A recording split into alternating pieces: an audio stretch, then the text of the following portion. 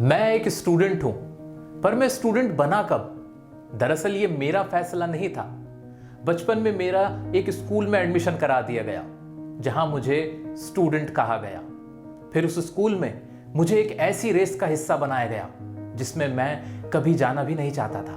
वो रेस थी नंबर लाने की रेस, मार्क्स की होड़। उस रेस में मुझे कई शब्दों से बुलाया गया।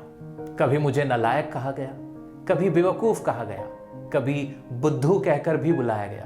और इस तरह से मेरे ऊपर फेलियर, एवरेज, नालायक, बेवकूफ जैसे टैग लगा दिए गए।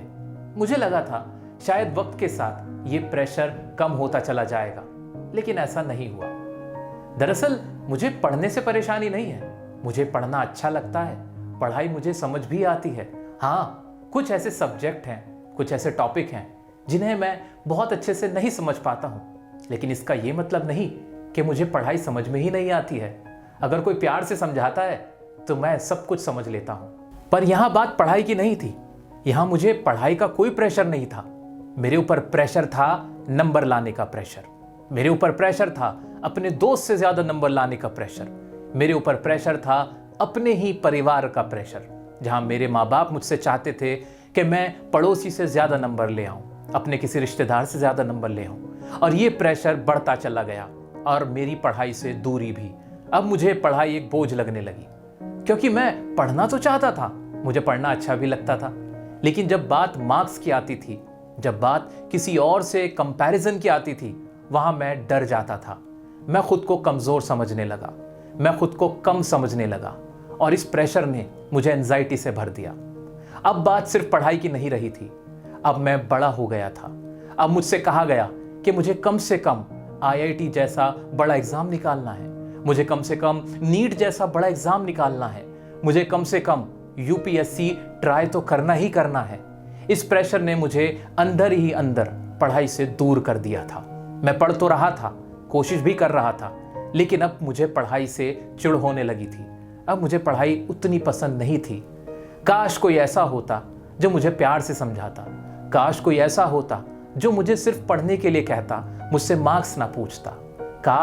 काश कोई ऐसा होता जो मेरी प्रतिभा को, मेरे टैलेंट को पहचानता। तो शायद मुझे भी पढ़ाई कभी चिढ़ ना लगती, मुझे कभी पढ़ाई से इरिटेशन ना होती। और अब कुछ वक्त बाद उस बेवकूफ, नालायक, फेलियर बच्चे के एग्जाम आने वाले हैं। उसे पढ़ाई से कोई डर नहीं लगता है, उसे डर लगता है अपने ही आसपास के लोगों से। उसके पास तो है सिर्फ एंजाइटी, एग्जाम का डर और उसका अकेलापन। क्या उसके इस अकेलेपन में कोई उसका साथ देगा?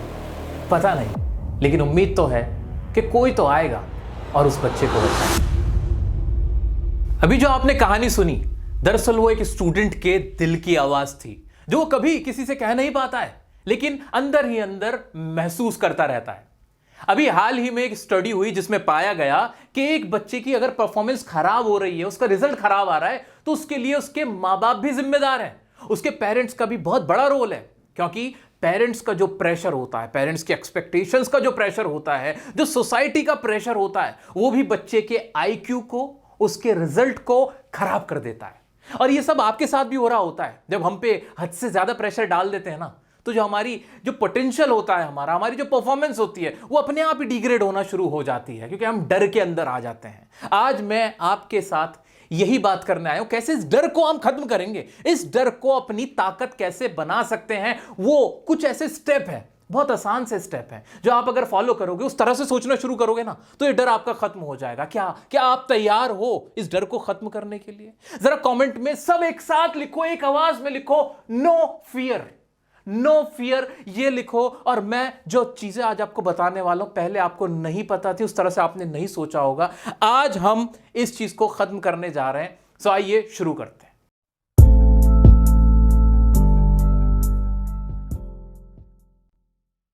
अंडरडॉग, क्या मतलब है इस अंडरडॉग का? ये कैसे हमें अपने जीवन में लेके आना है, वो सुनो। मेरा एक दोस्त था जो कि जज बनना चाहता था, जज बनने की तैयारी कर रहा था। जज बनने की तैयारी के दौरान ही वो मुझसे कहता था कि मैं जब जज बन जाऊंगा ना यार, तो मैं वहां तुमसे मिलने आऊंगा, जज बन करके मैं ये करूंगा, जज बन करके मैं वो करूंगा।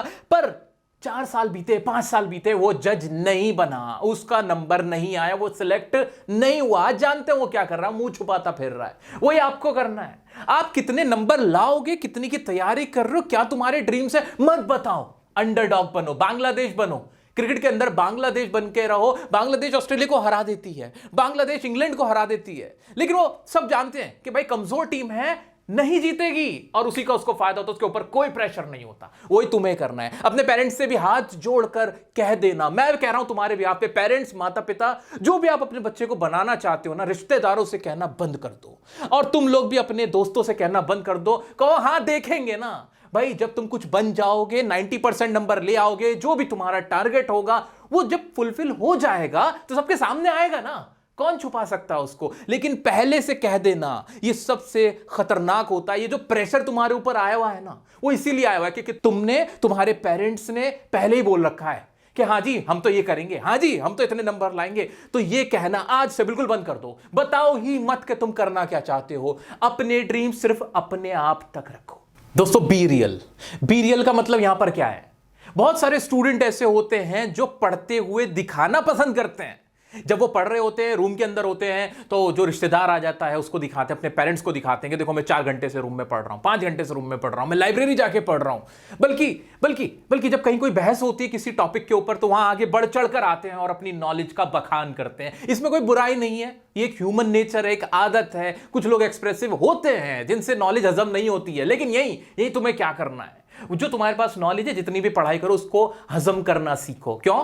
क्योंकि तुम्हें ना फिर टैग किया जाता है, यार ये बड़ी देर से पढ़ रहा था, ये 4-4 घंटे लगातार पढ़ रहा था, ये 8-8 घंटे लगातार पढ़ रही थी लड़की, ये तो धुएं उड़ाएगी। और आप ना चाहते हुए भी ना लोगों की नजर में एक एक्सपेक्टेशन छोड़ देते हो। आप ना चाहते हुए भी कहीं ना कहीं आपको एक नजर लोगों की आप पे लग जाती है कि भाई ये तो बहुत पढ़ रहा है, ये तो पता नहीं ना जाने क्या करेगा। और फिर क्या होता है, फिर बेइज्जती का खतरा होता है। आप मन ही मन डरे हुए रहते हो, क्योंकि होता क्या है, आप बेकार की बहस में पड़ जाते हो। आप अपने दोस्तों के साथ आर्ग्यूमेंट करना शुरू करते हो किसी टॉपिक को लेके, जिससे आपको नंबर नहीं मिलेंगे। We have to be real. Number कहां से मिलते हैं भाई? नॉलेज हासिल करी, चैप्टर समझ में आ गया, एग्जाम दो, वहां लिख के आओ, बात खत्म करो।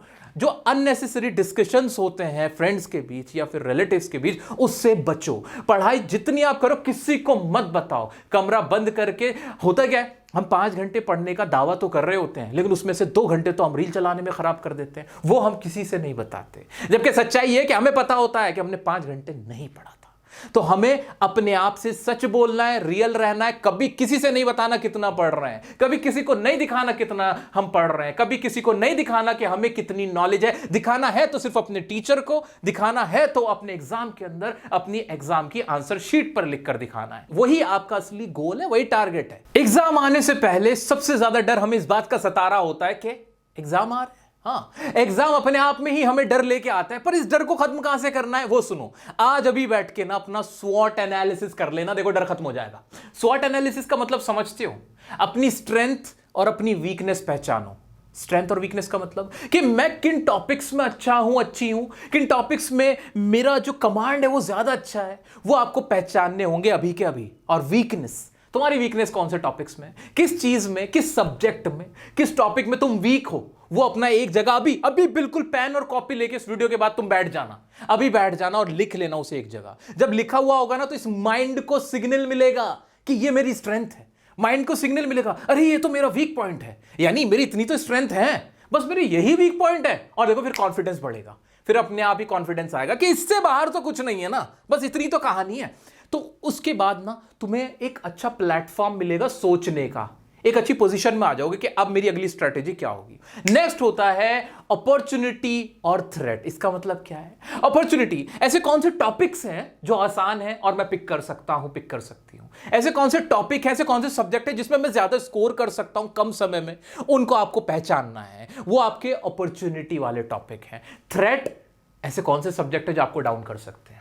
ऐसे कौन से टॉपिक है जिनमें आप फंस सकते हो, ऐसे कौन से टॉपिक है जिनमें आपका टाइम ज्यादा लग सकता है, उनको अभी पहचान लो। अपना ये एक बढ़िया सा एनालिसिस कर लेते हो ना आप, जिसे मैं कहता हूं कि सेल्फ इंट्रोस्पेक्शन जिसे हम बोल सकते हैं। आप अगर इंट्रोस्पेक्शन कर लोगे ना तो उससे आपको बहुत लाइट फील होगा। हम करते नहीं है, हम हवा हवा में रहते हैं, हमारे पास माइंड में चल रहा होता है एग्जाम है, इसलिए हम ना डाउन फील करते हैं। अपने दोस्त को मत देखो उसके टॉपिक कौन से हैं, वो कौन सा पढ़ रहा है, कौन से सब्जेक्ट पे ध्यान दे रहा है, चाहे क्लास का टॉपर ही क्यों ना हो, आपको उसको नहीं देखना है, आपको खुद को देखना, आईने में जाके देखना है। अपना खुद का एनालिसिस मस्ट है आप सभी के लिए।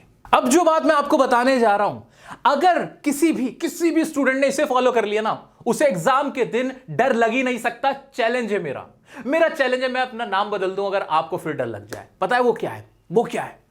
एग्जाम से पहले एग्जाम देना। वाह वाह वाह, ये क्या होता है? सुनो ध्यान से। आपको क्या स्ट्रैटेजी बनानी है कि अगर आपका पेपर 15 फरवरी को है तो आप 13 फरवरी को अपना खुद का एक एग्जाम जरूर लेंगे, बिल्कुल ऐसी कंडीशन में जहां आप ऐसे एग्जाम हॉल में बैठे हुए हो। बिल्कुल ऐसी आपको सिचुएशन बनानी है, ऐसा ही माहौल बनाना है, ऐसे एनवायरनमेंट में। दैट मींस आप अकेले रहें, 3 घंटे का पेपर है तो 3 घंटे का ही टाइम खुद को दें। एक आप अपना सैंपल पेपर लें या प्रीवियस ईयर का क्वेश्चन पेपर उठाएं और उसे सॉल्व करके देखें। जिसने एग्जाम से पहले अपना एग्जाम ले लिया, उसके बाद उसका डर छूमंतर हो जाएगा। उसमें आप परफॉर्म कैसा भी करो वो अलग मैटर है, आपकी प्रिपरेशन जितनी भी हुई है वो एक अलग मैटर है। लेकिन ये तो सही है भाई कि आपने जितनी भी प्रिपरेशन करी होगी ना, जितनी भी पढ़ाई कर रखी होगी, वो आपकी वहां वसूल हो जाएगी। आप अच्छे से डिलीवर कर पाओगे, आप एक्सप्रेस कर पाओगे एग्जाम के दिन अपनी आंसर शीट के अंदर।